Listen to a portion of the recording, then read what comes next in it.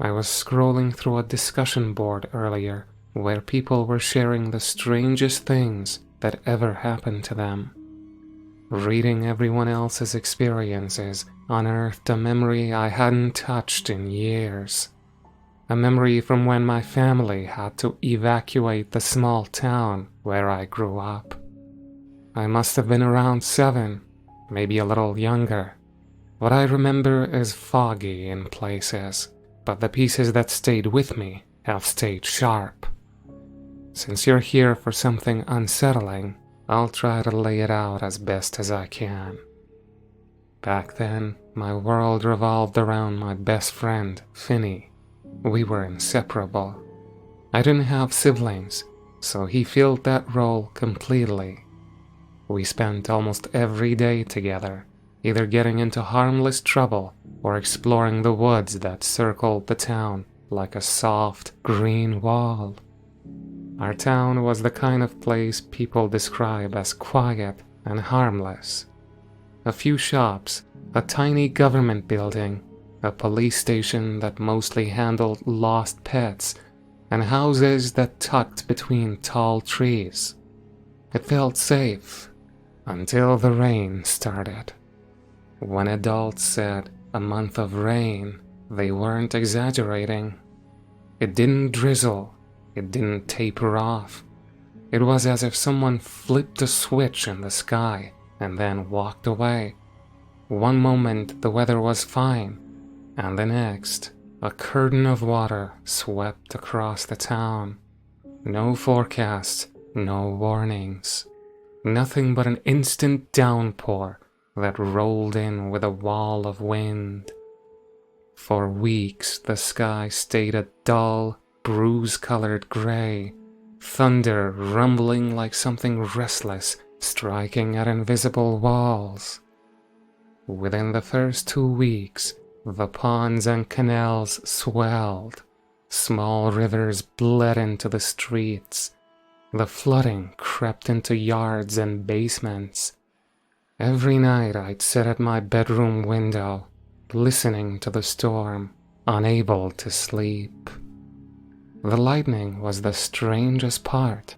It flashed in colors lightning shouldn't have. Orange, green, even a deep purple that washed through the rain like ink bleeding across wet paper. Whenever the sky lit up in those strange shades, the downpour seemed to intensify, hammering the rooftops harder. By the time the water reached ankle height indoors, the adults still insisted that everything was under control. We still had school most days. They made us wear rain boots, ponchos, and carry umbrellas even though it barely made a difference. That was also when something odd began happening to the kids. None of us could sleep. It wasn't fear. It wasn't nightmares. It was more like we couldn't look away from the storm. Something about the rain drew our attention, as if we were waiting for something to step out of it. The colored lightning appeared almost every night. Then one night, there was a blast of thunder so violent it shook the whole house. I remember sitting straight up, convinced that something enormous had hit the ground out in the woods. After that, the nights changed. We started hearing things outside. Soft noises at first, then whispers, distant voices, and long, scratching drags along wooden siding. People found burrows and sinkholes in their yards, odd, round openings, as if something had tunneled upward instead of down. Eventually, the water rose to our waists in some places, and school shut down more often than not. So Finny and the rest of our little group would gather at my house to play or to wait out the storms. I'll never forget one particular night. All of us were supposed to be asleep in the living room. At some point I woke up and felt irresistibly pulled toward the window. Bryce was already there, along with two of the other kids. They were staring through the glass with an intensity that made my stomach twist. When I whispered their names, they didn't look away. Bryce finally said that someone outside had been calling to them, asking them to come out, inviting them to play in the rain. We all pressed our faces to the window. There was nobody there. For a while, we just stayed there at the window, half hypnotized, listening to the rain drum against the glass. The longer we stared, the more the storm seemed to beckon to us. At one point, the downpour shifted, and in the shallow waves that had swallowed our backyard, something moved. Something gliding just beneath the surface. It never broke the waterline, never revealed a shape. We told ourselves it was just the wind making the puddles ripple, but the pull to step outside kept tightening, like a soft hand hooking into our chests. Then the whispers began again. "Come out. It's okay. You'll be safe with us. Come play." The kind of coaxing that adults use to convince a frightened kid to leave a hiding spot. Hearing it in the middle of a storm made my skin crawl, though none of us said a word. We scattered the moment my dad's car pulled in. It was far too late for us to be awake, so we threw ourselves onto the blankets and pretended to sleep. My father had been working constantly, long nights, early mornings, but we didn't know why until that evening.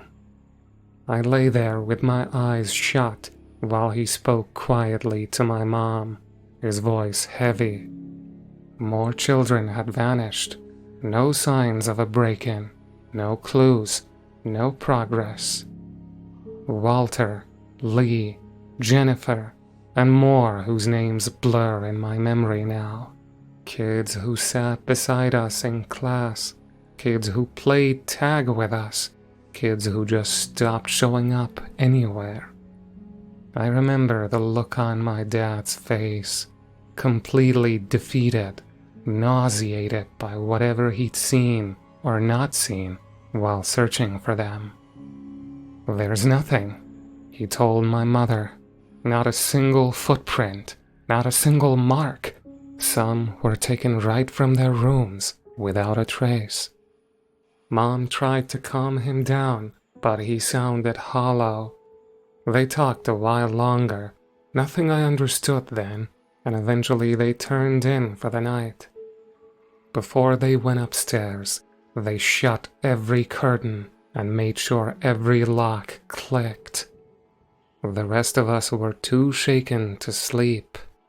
We whispered about kidnappers and monsters, all with the nervous bravado of children who were frightened, but trying not to look frightened. Every so often, the soft muttering outside returned. Thin voices threading between the wind. And every now and then, a scrape or a long dragging sound brushed against the walls. We never lifted the curtains. Nobody wanted to be the one who saw something staring back. The disappearances escalated. Entire homes were found empty in the mornings. Sometimes a single child was discovered inside, alive but silent, staring, unable to describe anything. Again, there were no signs of anyone breaking in. Fear spread through the town until finally a meeting was called. My mom brought me along, and Finny and Dalton came too, since both of their families were desperate for information. While the adults crowded inside the courthouse, we waited on the steps. Every time I asked what the meeting was about, my mom brushed it away with the same soft excuses. Just grown-up talk. Or, it's boring stuff, sweetheart. That was her way of saying, you don't want to know. The night before the evacuation, the very last night before the endless rain stopped, I witnessed something I didn't understand then, and still don't fully understand now. Dalton lived next door, and sometime after midnight, I noticed movement outside his house. No lights, no voices, no shouting. Just his family stepping out the front door as if they were sleepwalking. They didn't lock up, didn't grab bags, didn't even put on coats. They simply waded through the shallow floodwaters and drifted toward the woods. No hesitation, no looking back. Rain slid down the window pane while I watched them disappear among the trees. The storm was finally weakening, but the whispers weren't.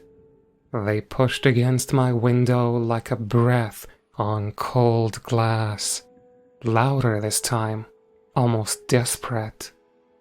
Outside, the water rippled again, shivering around something just beneath the surface. My heart thudded when I remembered the missing children and what my dad had said.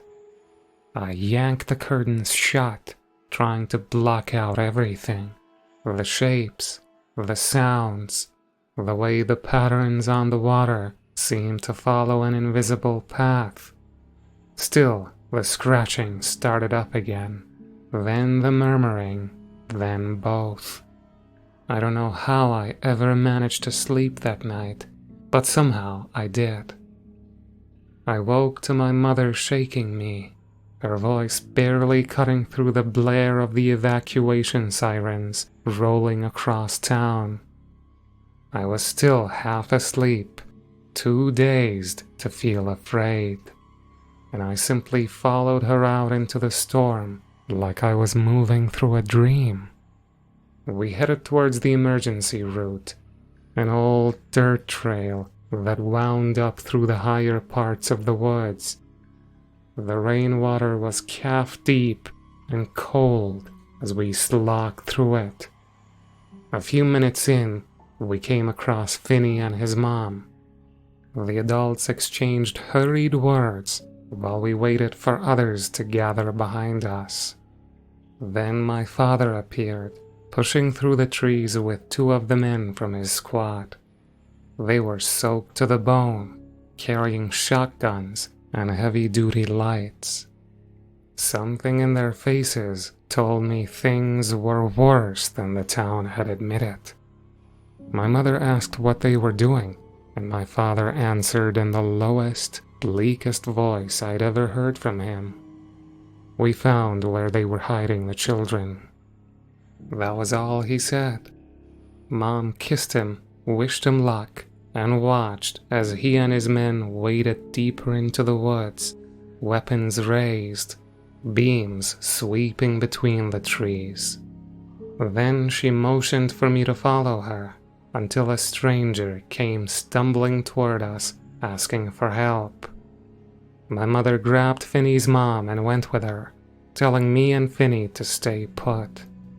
So we waited there, the two of us, ankle deep in churning mud.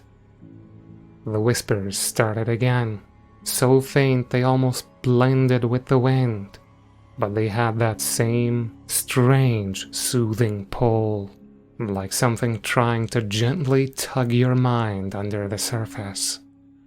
The feeling wrapped around us and didn't let go.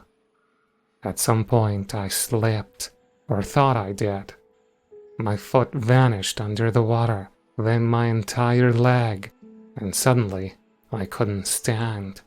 Something was dragging me down. Panic shot through me as I heard Finny screaming beside me. The water felt thick, heavy, like hands pressing in from all sides. Then a grip clamped onto my shoulder and yanked me upward. My mother hauled me out and set me on an old fence post jutting from the flood. She checked me over quickly, probably thinking I'd stepped into a hidden hole. There were plenty of washed-out pits in that area. But then I saw Finny's mother. She was shouting his name, splashing through the water, frantic. That's when I realized he hadn't come back up. I tried to explain that it must have been a sinkhole we both slipped into. I believed that, right up until I felt something burning on my ankle. When we rolled up my pant leg, a dark bruise was forming. In the center of it was a handprint, thin, bony, not a shape any child could have made. A flash of lightning ripped across the sky, and more rain came down in sheets. Eventually, we made it to the higher ridge, where buses and cars were waiting. Family members had come to collect evacuees. My uncle waved us over, and we climbed into his car. But my father wasn't there. His squat wasn't there. Finny wasn't there. No one saw any of them come out of the woods. They were all listed as missing. Even now, I don't know what took them, or the other children who vanished that month. But I do know one thing with absolute certainty. Something was in that water.